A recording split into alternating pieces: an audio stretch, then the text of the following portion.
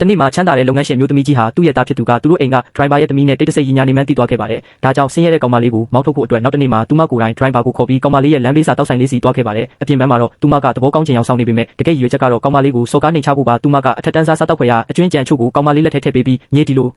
အစားအစာကောင်းတွေကိုတစ်ခါမှစားဖို့မှမဟုတ်ပါဘူးလို့ပြောလိုက်ပါတယ်။ဒါကိုကြားတော့အနာကကျောင်းသားတွေကဝိုင်းရကြပြီးအဲ့ဒီတော့ကြီးကသူမကိုလာနှိမ်ချမှန်းကောင်မလေးချက်ချင်းရိပ်မိသွားပါတယ်။ကောင်မလေးကဟန်ဆောင်ပြုံးနဲ့ပိုင်းမစားသေးကြောင်းပြောပြီးသူကိုငြင်းငြင်းတက်တက်ပဲချထားလိုက်ပါတယ်။ဒါပေမဲ့အတော်ကြီးကတော့လက်လျှော့ဖို့အဆင်သင့်မဖြစ်သေးပါဘူး။ကောင်မလေးကိုပို့ပြီးအဆက်ခွဲဖို့အတွက်သူမကအဝတ်တစ်ခုကိုမြေပြင်ပေါ်ချပစ်လိုက်ပြီး driver ကိုကောက်ခိုင်းကကားတုပ်ဖို့အမိန့်ပေးလိုက်ပါတယ်။ဒါပေမဲ့ driver မလုပ်ခင်မှာပဲကောင်မလေးကရှေ့ကိုတက်လာပြီးအဝတ်ကိုကောက်ယူကသူမရဲ့အဖေကိုဂုံယူစွာနဲ့ကားဝိုင်းတုပ်ပေးခဲ့ပါတယ်။ဒါကိုမြင်တော့ချမ်းသာတဲ့အမျိုးသမီးကြီးဟာအဆက်ရသွားပြီးကားထဲတိတ်တဆိတ်ဝင်ကထွက်ခွာသွားပါတော့တယ်။ဒါပေမဲ့ဒီမြင်ကွင်းတစ်ခုလုံးကိုကျောင်းသားတစ်ယောက်ကဗီဒီယိုရိုက်ပြီး online ပေါ်တင်လိုက်တဲ့အတွက်ကောင်မလေးရဲ့ရည်စားဖြစ်သူလည်းမြင်သွားခဲ့ပါတယ်။သူဟာအရန်ဒေါသထွက်သွားပြီးကောင်မလေးရဲ့ဆိုင်ကိုချက်ချင်းလိုက်လာကမင်းကိုမင်းအမိုက်ပုံလို့ထင်နေလား။ငါအမေကပေးတဲ့အစားတောက်အကျွင်းကြံတွေကိုမင်းကလက်ခံရလားလို့ပြောလိုက်ပါတယ်။ဒါကိုကြားတော့ကောင်မလေးနဲ့အတူအလုပ်လုပ်နေတဲ့ကောင်လေးကစိတ်တူသွားပြီးရည်စားဖြစ်သူကိုတွားရောက်ရန်တွေ့ပါတော့တယ်။ဒါကိုမြင်တော့ရည်စားဖြစ်သူရဲ့မာနကထိခိုက်သွားပြီးတခြားကောင်လေးကိုမင်းသူ့ကိုကြိုက်နေတာလားလို့မေးလိုက်ပါတယ်။ထိုကောင်လေးကလည်းဟုတ်တယ်ငါသူ့ကိုကြိုက်တယ်လို့အတန်ကြဲကြဲနဲ့ပြန်ဖြေလိုက်ပါတယ်။ဒါကိုကြားတော့ကောင်မလေးတယောက်လုံးဝလန့်သွားပါတော့တယ်။အကြောင်းကတော့လွန်ခဲ့တဲ့ရက်အနည်းငယ်ကမှဒီကောင်လေးကအကြောင်းကိုအစ်စ်ပြောင်းလာတာဖြစ်လို့ပါ။အဲ့ဒီတုန်းကကောင်လေးဟာအမျိုးသမီးတယောက်ရဲ့စိန်ခံကားပေါ်ကဆင်းလာတာကိုသူမမြင်ခဲ့ပြီးသူတို့ပြောစကားတွေအရထိုအမျိုးသမီးနဲ့အတူဟိုတယ်ကိုတွားတော့မဲ့ပုံစံဖြစ်နေလို့ပါ။ဒါကြောင့်မို့လို့ကောင်လေးကအဲ့ဒီချမ်းသာတဲ့အတော်ကြီးနဲ့ဖောက်ပြန်နေတယ်လို့သူမအထင်လွဲသွားခဲ့တာပါ။ဒါပေမဲ့တကယ်တမ်းတော့ကောင်လေးကဒီကောင်မလေးတယောက်တည်းကိုပဲတိတ်တဆိတ်သဘောကျနေတာဖြစ်